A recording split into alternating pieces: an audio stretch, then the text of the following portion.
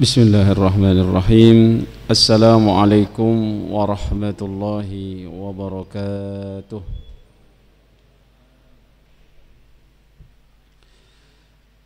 Innal hamdalillah nahmaduhu wa nasta'inuhu wa nastaghfiruh wa na'udzu billahi min shururi anfusina wa min sayyiati a'malina may yahdihillahu fala mudilla lahu wa may yudlilhu fala hadiya lahu.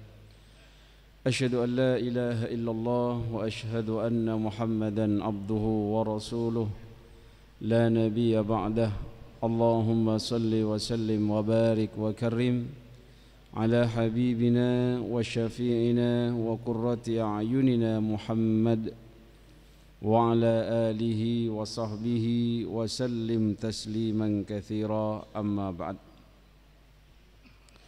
نود التعلم والتعليم والإفادة والاستفادة والنفع والانتفاع لله تعالى. رب اشرح لي صدري ويسر لي أمري واحلل عقدة من لساني يفقه قولي. اللهم إنا نسألك الهدى والتقى والعفاف والغنى آمين يا رب العالمين. Ikhwatul iman jamaah sekalian, alhamdulillah, mari kita senantiasa bersyukur kehadirat Allah Subhanahu wa taala atas segala nikmat yang telah Allah berikan kepada kita, terkhusus nikmat iman, nikmat Islam, nikmat kesehatan, dan nikmat umur panjang, sehingga kita bisa dipertemukan oleh Allah dengan bulan Dzulhijjah, di mana kita berada di 10 awal bulan Dzulhijjah, yang mana Allah berfirman wal fajr walayalin ashr wasyaf'i wal watr, yaitu demi fajar dan hari-hari yang 10. Ikhwatul iman, kita niatkan bahwasannya salat subuh kita, duduknya kita di majlis ini bagian dari memperbanyak amal-amal soleh di 10 awal bulan Dzulhijjah ini, di mana amal soleh di 10 awal bulan Dzulhijjah ini adalah amal soleh yang paling Allah cintai. Terlebih jikalau kita misalkan menambahkan atau mengkomitmenkan tidak dengan amalan soleh yang wajib saja, tetapi dengan yang sunnah. Di antaranya misalkan puasa, yaitu disebabkan Nabi SAW menyampaikan bahwasannya puasa yang paling afdol setelah puasa Ramadan itu adalah puasa kita di bulan-bulan haram, dan Idul Hijjah ini bagian dari bulan-bulan haram. Diriwayatkan dari Abu Hurairah, qala Rasulullah sallallahu alaihi wasallam, afdhalus siyami ba'da Ramadan syahrullahil muharram wa afdhalus salati ba'dal fariḍah salatul lail, rawahu Muslim. Ikhwatul iman jamaah sekalian, kita akan melanjutkan pembahasan dari surah Taubah, di mana sampai kita pada ayat keempat, dan insyaallah kita bahas hingga ayat keenam. Dan ayat-ayat ini sebagai lanjutan dari ayat sebelumnya terkait dengan bagaimana Allah Subhanahu wa taala memberikan penegasan dan memberikan ancaman kepada mereka yang kufur kepada Allah dan tidak mau mentaati apa yang sudah ditepati atau dijanjikan bersama. Dan kita belajar nantinya dari ayat-ayat ini bagaimana kita menjaga sikap atau memposisikan diri tatkala kita ini menjadi orang-orang yang memegang kekuasaan. Karena terkadang orang-orang ini, umat Islam ini termakan oleh rayuan atau syubhat yang dilempar oleh orang-orang mustasyrikin, yaitu orang-orang orientalis yang ingin bahwasannya orang-orang Islam memahami bahwasannya jihad fisabilillah itu hanya untuk difa' syar'i atau hanya untuk membela diri.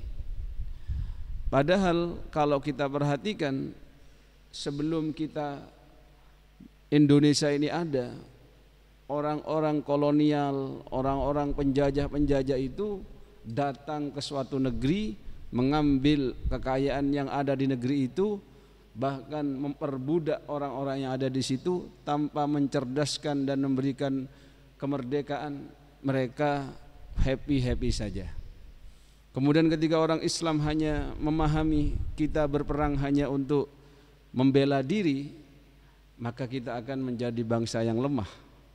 Tetapi dari apa yang kita pelajari ketika Rasul sallallahu alaihi wasallam bersama sahabatnya, yaitu memperluas kekuasaan dakwahnya dengan juga menggunakan kekuatan, bahkan dengan pasukan perangnya yang lillahi ta'ala, dan menjaga adab-adab perangnya, maka itu juga menunjukkan ada posisi di mana umat Islam itu melaksanakan dakwahnya melalui kekuasaan, bahkan melalui kekuatan. Dan ayat-ayat di surat Taubah ini bagian dari paparan dan gambaran bagaimana umat Islam dengan ketegasan dan komitmen kekuatannya bisa menyebarkan Islam itu dengan sangat luar biasa. Mari kita baca terlebih dahulu ayat keempat, kelima dan keenam dari surah Taubah. A'udzu billahi minasy syaithanir rajim.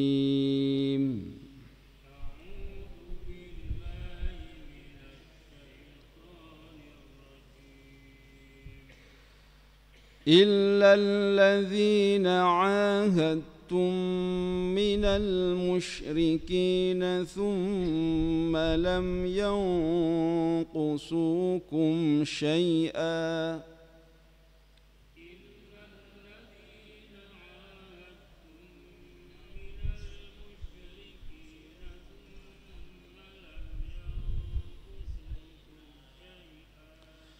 ولم يظاهروا عليكم أحدا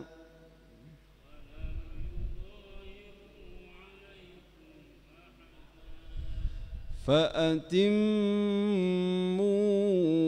إليهم عهدهم إلى مدتهم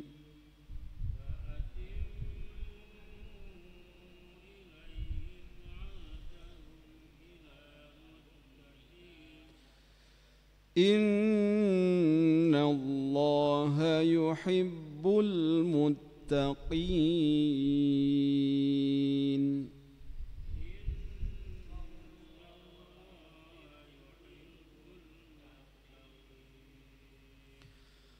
فإذا انسلخ الأشهر الحرم فاقتلوا المشركين حيث وجدتموهم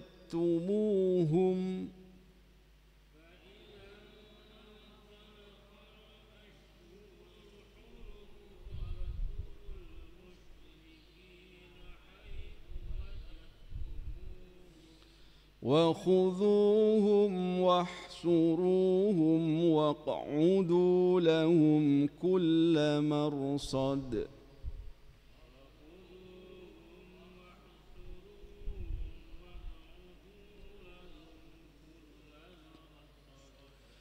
فإن تابوا وأقاموا الصلاة وآتوا الزكاة فخلوا سبيلهم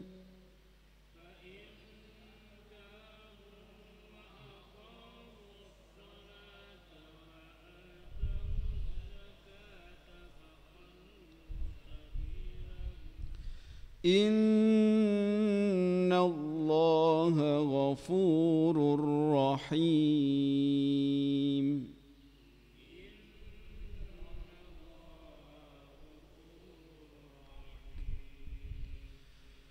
وإن أحد من المشركين استجارك فأجره حتى يسمع كلام الله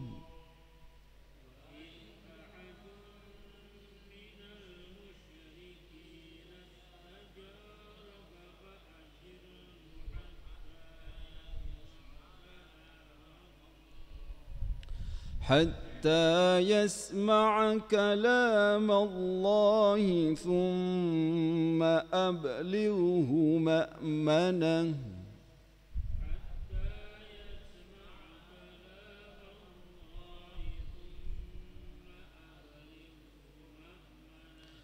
ذلك بأنهم قوم لا يعلمون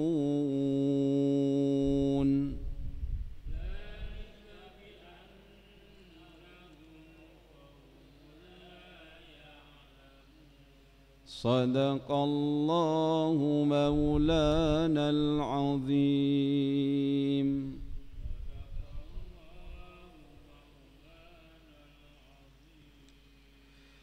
Ikhwatal iman jamaah sekalian, Allah Subhanahu wa taala berfirman, illal ladzina, kecuali orang-orang ahadtum, yang kalian telah mengadakan perjanjian dengan mereka, minal musyrikina, dari golongan orang-orang musyrik, thumma, kemudian, lam yanqusukum, mereka tidak mengurangi pada kalian, syai'a, sesuatu atau sedikit pun dari syarat pasal-pasal perjanjian yang telah disepakati.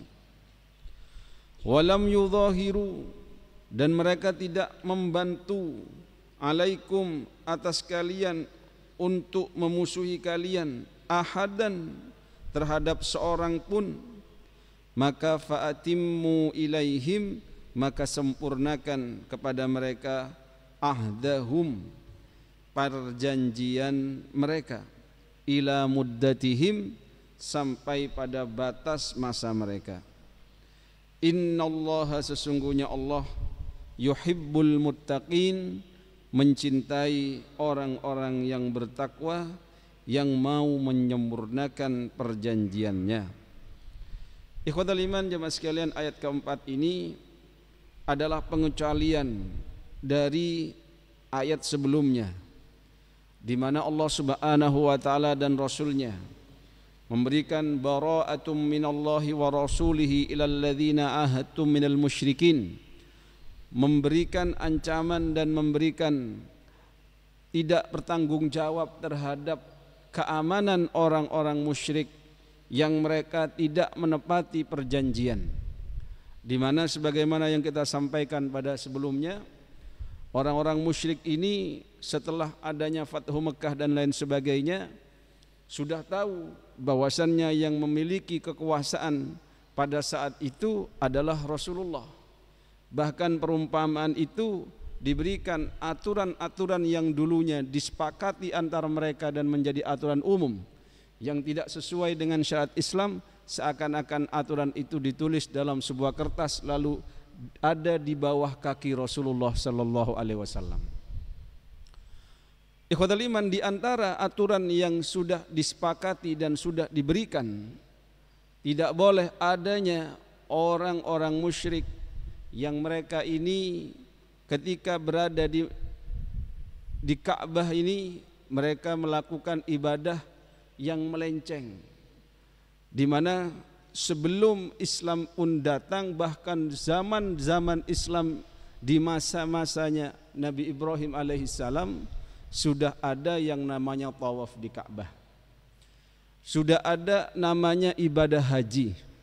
Namun bergesernya waktu, sehingga saking lamanya antara diutusnya Nabi Ibrahim dengan Nabi kita Muhammad sallallahu alaihi wasallam, ada pemelencengan-pemelencengan, di mana diletakkan berhala-berhala di sekitaran Ka'bah. Kemudian ada kebijakan-kebijakan yang mana orang yang bertawaf di situ harus menggunakan pakaian, yang mana pakaian ini komoditinya, produsennya adalah orang-orang kafir Quraisy, khususnya para pemuka-pemukanya. Kalau tidak mampu membeli pakaian itu, maka pilihan yang lain adalah tawafnya dengan cara telanjang. Apalagi syubhat yang disampaikan, masa tidak malu bertawaf di tempat Baitullah itu menggunakan pakaian yang biasa digunakan untuk bermaksiat. Akhirnya pemahaman yang salah walaupun seakan-akan baik, begitu Pak. Ini syubhat, Pak. Ya banyak syubhat itu, tidak hanya seperti itu. Misalkan syubhat saya lebih khusyuk sholat di rumah dibandingkan sholat di masjid. Soalnya kalau sholat di masjid ini kadang anginnya kebanteran, kadang ada kucing begitu. Akhirnya saya milih sholat di rumah saja. Karena tujuan sholat adalah khusyuk. Itu sebenarnya sepertinya bagus, tetapi melawan dalil-dalil yang mana Nabi SAW menganjurkan khususnya laki-laki untuk sholat di masjid dalam urusan sholat wajib. Sama dengan kasus yang kita pelajari ini, seakan-akan baik tetapi melanggar terhadap syariat. Setelah Nabi SAW akan menuju ke Mekah untuk melaksanakan haji, ternyata masih terdapat orang-orang musyrik yang mana mereka ini tidak patuh terhadap perjanjian yang sudah disepakati. Mereka masih saja bertawaf di Mekah pada saat itu dengan adat mereka, dengan telanjang dan lain sebagainya. Maka Nabi SAW mengutus Abu Bakar As-Siddiq, juga mengutus Jubir yang menyampaikan bara'atum minallah wa rasulih ila akhirih, yaitu Sayyidina Ali bin Abi Thalib. Beliau menyampaikan, dan musim haji itu adalah sarana untuk menyampaikan suatu berita-berita yang hanya bisa dilakukan di masa itu, karena musim haji adalah semua orang dari penjuru dunia datang, dan disitulah kesempatan untuk menyampaikan perjanjian atau pembatalan perjanjian. Hebatnya, modernnya atau adabnya adalah dalam perjanjian itu pun diumumkan, ketika pembatalan pun diumumkan. Kalau kita melihat sirah Nabi ketika Nabi SAW di masa-masa sulit di Mekah, ketika beliau di dakwah awal-awal di Mekah di embargo, kemudian diumumkan oleh pemuka Quraisy pada saat itu bahwasannya Muhammad bersama kabilahnya di embargo, tidak boleh jual beli ke sana, tidak boleh menikahkan ke sana. Itu ditulis lalu disepakati lalu ditempel di Ka'bah, sehingga orang pun takut untuk melakukan dan melanggar perjanjian itu yang sudah disepakati oleh para pemimpin mereka. Namun setelah ada satu di antara kabilah atau satu di antara pemuka yang memiliki kekuatan di situ membatalkan perjanjian itu, bahkan merusak apa yang sudah disepakati itu, dalam artian kita ini tidak boleh membiarkan orang atau kabilah dari suku kita perlakukan seperti itu, lalu dibatalkan, saya membatalkan perjanjian komitmen ini, maka itu pun bisa menjadi pembatalan yang diterangkan atau diumumkan. Termasuk Islam mematuhi adat itu, kemudian diumumkan dari rumah ke rumah, dari tempat-tempat khususnya di Mina, ketika orang berkumpul di sana, bahwasannya bara'atum minallahi wa rasulihi ilal ladzina ahadtum minal musyrikin ila akhiril ayah, sebagaimana yang kita bahas pada pertemuan yang lalu. Kemudian ada pengecualian, illal ladzina ahadtum, kecuali orang-orang yang mereka tetap mematuhi perjanjian dari sebelumnya. Ada yang memahami bahwasannya ahadtum ini adalah perjanjian Hudaibiyah. Ada juga yang memahami bahwa ahadtum ini perjanjian yang sudah disepakati sebelumnya, di mana ada yang masih mereka berkomitmen sejak dia ini berjanji di Hudaibiyah terus melakukan atau menjaga perjanjian itu. Namun ada juga yang melanggar. Maka ketika ditanya illal ladzina ahadtum ini kembali ke mana? Kembali ke bara'atun atau kembali ke fasihu. Nah, itu perbedaannya. Kemudian ikhwatal iman jemaah sekalian, di sini Allah Subhanahu wa taala menjelaskan tsumma lam yanqusukum syai'a wa lam yudhahiru 'alaikum ahada. Salah satu kriteria mereka yang menaati perjanjian, di antaranya mereka ini tidak mengurangi atau tidak melanggar sedikit pun pasal-pasal yang telah disepakati. Dan Nabi sudah mencontohkan hal tersebut. Bahkan pada saat perjanjian Hudaibiyah, ada perjanjian itu isinya itu rata-rata tidak menguntungkan kepada Rasulullah. Bahkan juru tulisnya pada saat itu sampai bertanya, ini benar perjanjian seperti ini Nabi? Ditulis enggak ini? Tulis kata Nabi. Salah satunya apa?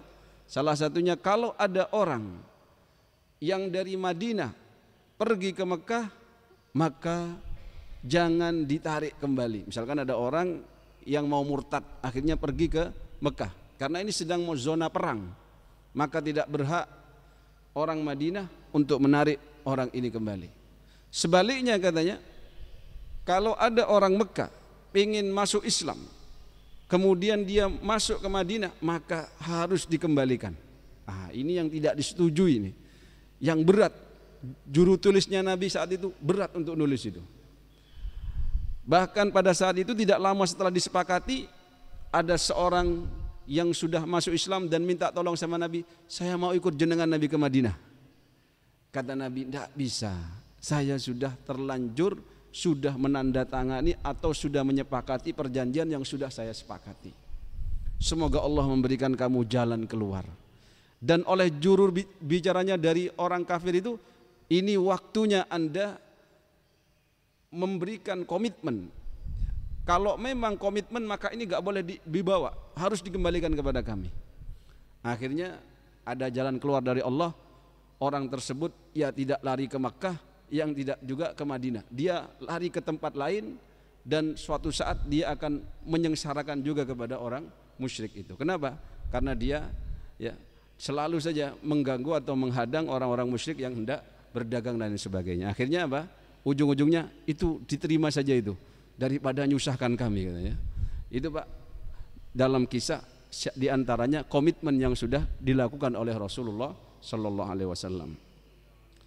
Kemudian ikhwatal iman jemaah sekalian, sebagaimana yang kita sampaikan bahwasannya ada perjanjian-perjanjian itu dengan batasan waktu. Maka ketika di sini dikatakan walam yudhahiru alaikum ahada fa'atimmu ilaihim ahdahum ila muddatihim, bahwasannya bagi mereka yang sudah memiliki perjanjian misalkan 10 tahun, maka silahkan ikuti sesuai dengan perjanjian awalnya, karena mereka tidak juga melanggar perjanjian itu. Sehingga dipahami bahwasannya ada dua golongan, ada yang perjanjiannya itu kurang dari 4 bulan, ada yang kurang dari yang lebih dari 4 bulan. Bagi mereka yang sudah melanggar misalkan, walaupun perjanjiannya lebih dari 4 bulan, maka itulah terakhir dikasih waktu 4 bulan itu untuk berfikir, untuk bertadabbur, untuk menyesali kesalahannya. Siapa tahu dia dapat hidayah dengan adanya ancaman tersebut.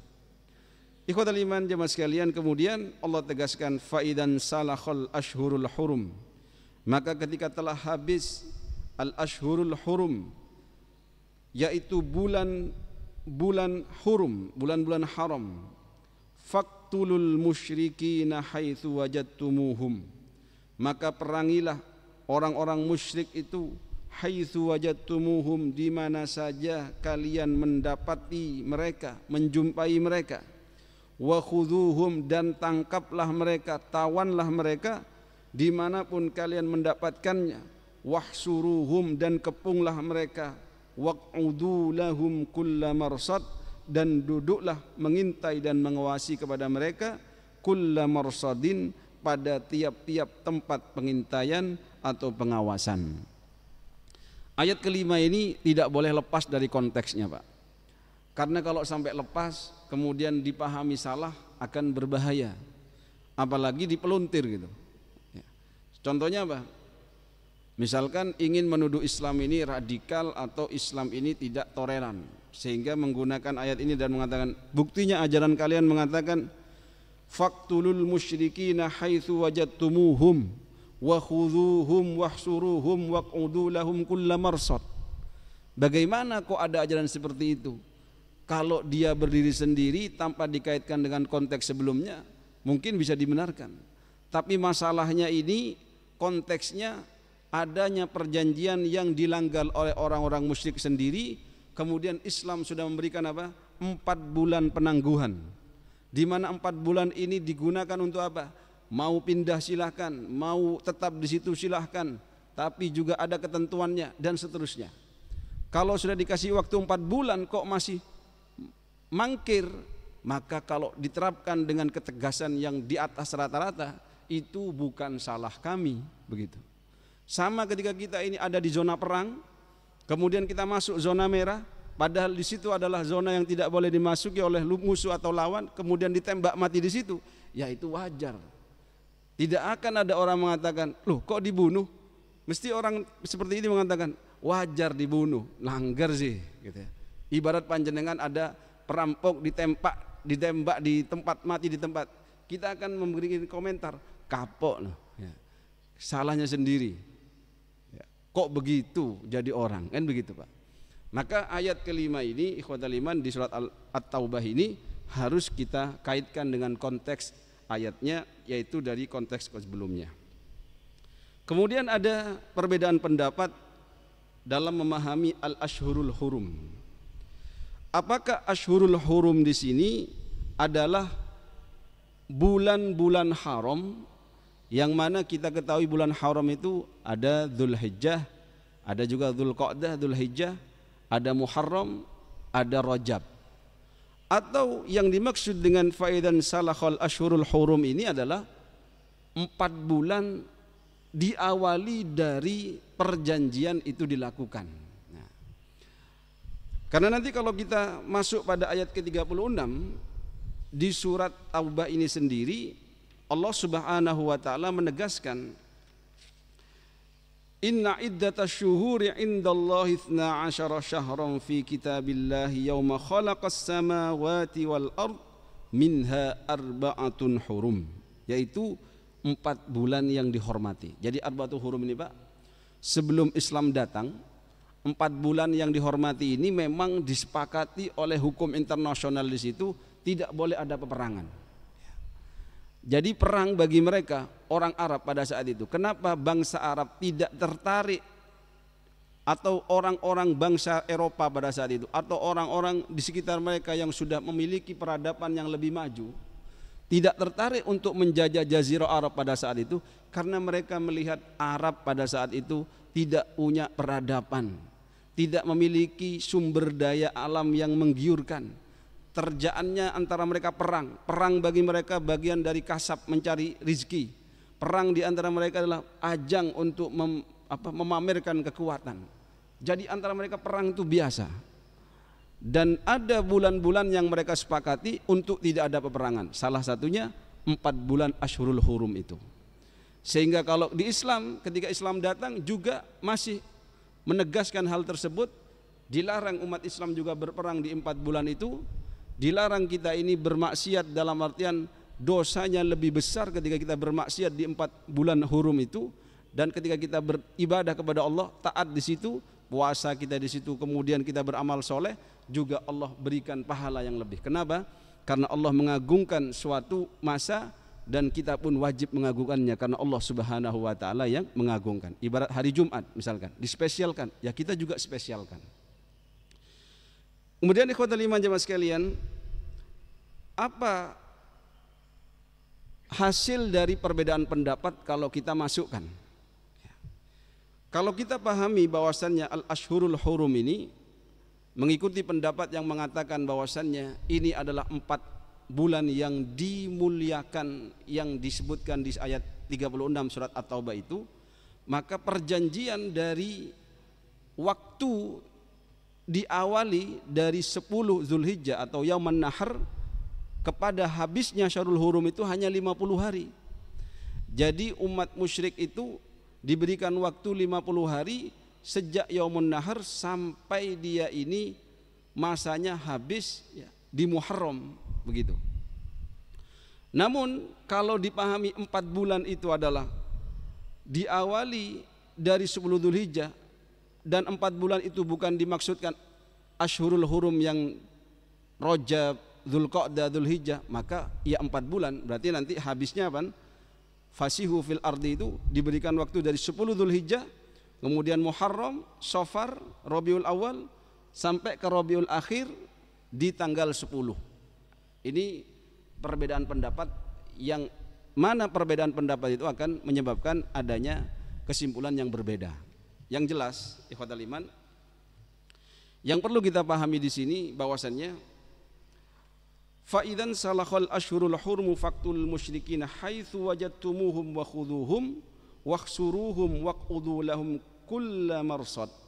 Bahwasannya adanya perintah untuk membunuh atau memerangi atau menawan orang-orang musyrik pada saat itu adalah tidak lepas begitu saja, bahkan sudah diberikan waktu 4 bulan. Kalau dalam pendapat yang mengatakan Asyurul Hurum ini bukanlah bulan Rajab atau Dzulqa'dah, Dzulhijjah, Muharram, dan diberikan waktu 50 hari, jikalau dipahami Asyurul Hurum ini adalah bulan yang haram yang sudah diketahui bersama, yaitu bulan Rajab, Dzulqa'dah, Dzulhijjah dan Muharram. Fa in tabu wa aqamus salata wa atawuz zakata fa khallu sabilahum. Ini yang menarik. Setelah tadi diberikan oleh Allah ancaman dengan penuh dahsyatnya, langsung dibunuh, ketemu di mana, diperangi, kemudian juga ditawan dan lain sebagainya, tetapi Allah Subhanahu wa taala tetap memberikan peluang bagi mereka yang mau bertobat. Fa in tabu, maka jika mereka mau bertobat dari kekufurannya, dari kesyirikannya, untuk dia ini beriman kepada Allah, wa aqamus salah, dan mereka mendirikan salat, wa atawuz zakah, dan mereka menunaikan zakat, fa khallu sabilahum, maka berikanlah, bebaskanlah jalan mereka.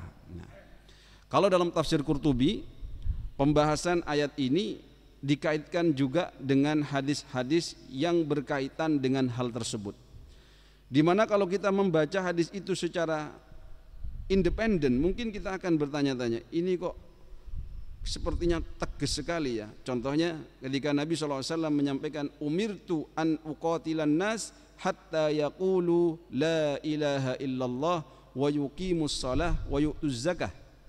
Aku diperintahkan oleh Allah untuk memerangi manusia itu sampai dia ini mengatakan la ilaha illallah, tidak ada Tuhan selain Allah, wa yuqimus salah, dan mendirikan salat, wa yu'tuz zakah, dan menunaikan zakat. Fa idza fa'alu dzalika aswamu minni dima'ahum. Kalau mereka melakukan apa yang sudah dituntut oleh Allah, maka mereka terjaga dariku darah mereka, wa amwalahum, dan harta mereka, illa bihaqqiha wa hisabuhum 'alallah. Ini ikhwatal iman. Jadi hadis-hadis yang seperti ini juga harus kita kaitkan juga dengan konteksnya. Jangan hanya berdiri sendiri kemudian kita dituduh sebagai paham radikal atau intoleran dan lain sebagainya. Kalau kita tahu bahwasannya hal tersebut senada nadhiruhu, yaitu senada dengan firman Allah dalam surat At-Taubah ini, maka kita akan mengatakan, oh wajar saja Nabi mengatakan seperti itu, gitu. Kemudian juga dikembangkan lagi bahwasannya kenapa dulu Sayyidina Abu Bakar As-Siddiq ketika mengetahui ada orang yang tidak mau bayar zakat setelah sepeninggalnya Nabi SAW, bahkan beliau memerangi orang-orang tarikuz zakah, karena mereka ini memahami zakat itu hanya untuk Nabi. Zakat itu kewajibannya hanyalah ketika Nabi masih hidup. Kalau Nabi sudah tidak ada, maka sudah enggak wajib zakat lagi. Maka Sayyidina Abu Bakar berijtihad pada saat itu, saya akan memerangi orang-orang yang tidak mau bayar zakat sepeninggal Rasulullah SAW, karena Islam itu dibangun atas 5. Ketika kita tidak mau membayar zakat, menunaikan zakat, itu berarti kita tidak bunyal Islam ala khamsin, sudah tidak bisa dibangun Islam itu dari 5 perkala pondasi itu. Salah satunya dasarnya adalah fa in tabu wa aqamus shalah wa atawuz zakah fa khallu sabilahum.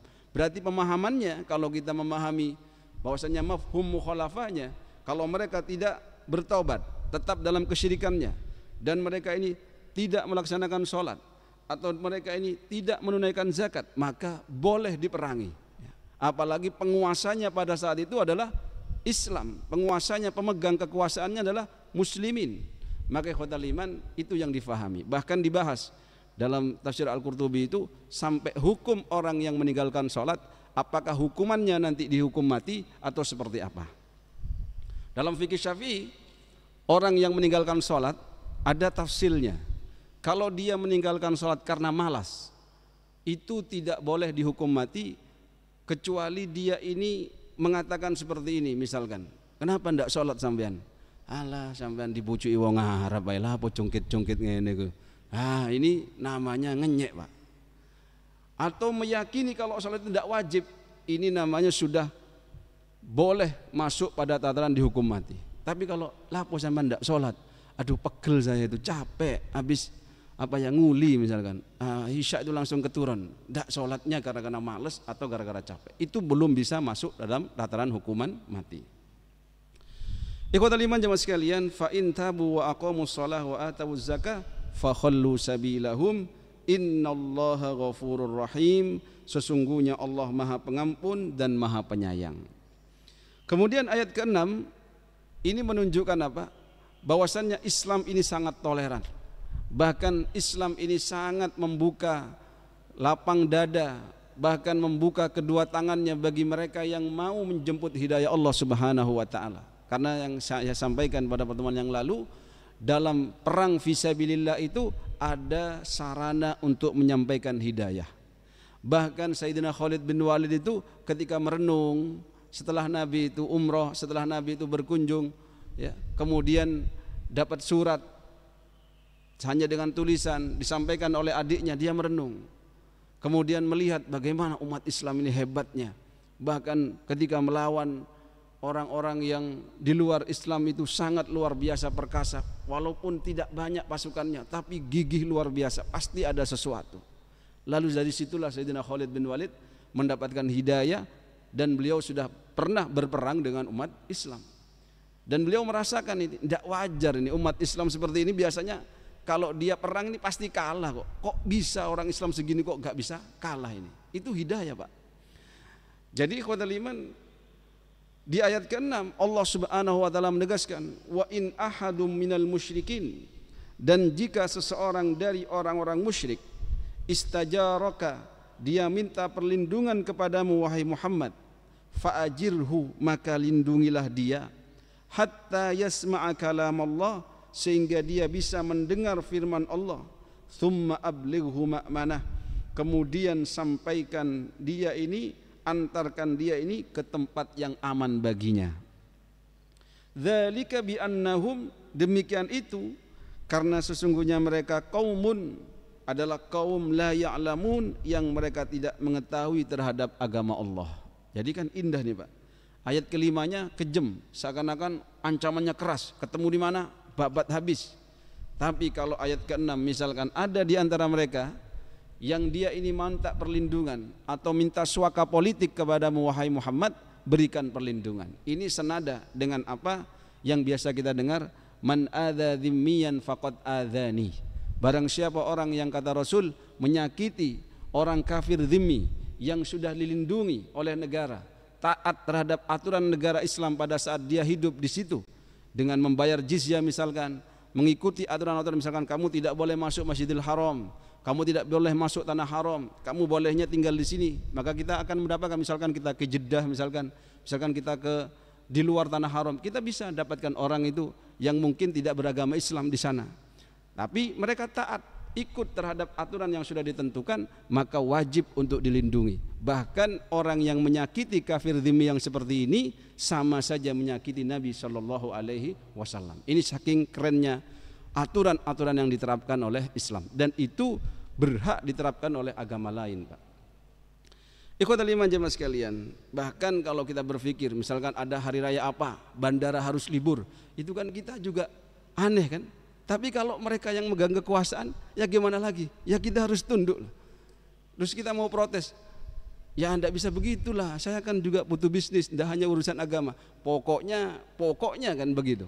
Kalau sudah aturan, ya aturan.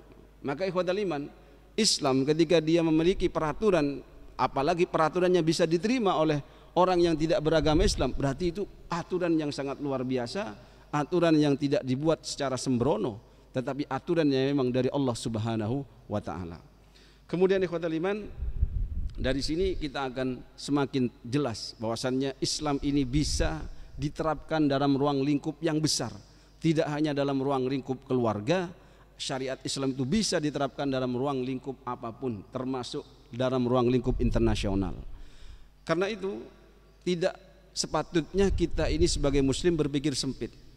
Atau kita ini terlalu memaksakan kehendak pemahaman kita, lalu ingin dipaksakan dalam suatu doktrin, akhirnya apa yang tidak sama dengan kita dianggap salah, apa yang tidak cocok dengan keinginan kita dianggap tidak satu golongan, kemudian diperangi dan lain sebagainya. Tidak seiman pun ketika Islam yang memberikan aturan, maka kita pun harus menghormati dan tidak boleh kita semena-mena. Semoga dengan pelajaran ini, dari apa-apa yang sudah kita pelajari bersama, tadabburi bersama, semakin meluaskan wawasan kita dan semakin mencintai terhadap syariat Islam dan tunduk patuh terhadap apa yang sudah Allah tentukan dan Rasulnya sampaikan. Mohon maaf atas segala kekurangan. Semoga bermanfaat khususnya bagi yang menyampaikan. Subhanakallahumma wa bihamdika asyhadu an la ilaha illa anta nastaghfiruka wa natubu ilaik. Assalamualaikum warahmatullahi wabarakatuh.